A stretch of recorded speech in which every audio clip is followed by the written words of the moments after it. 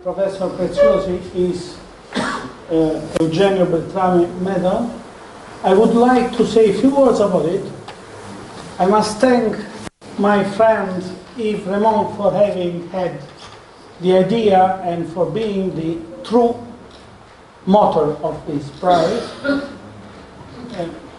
Maybe I'm too much Francophile, but I like very much the French way of organizing science. And let me tell you, this is also good for valid for Willem, which we get the next minute.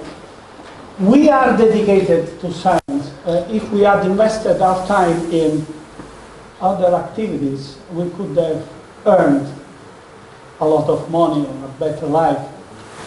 I find it right to recognize the engagement in science. It's lots of glory. So I think this, I thank Luigi for having accepted the prize. Okay, thank you very much.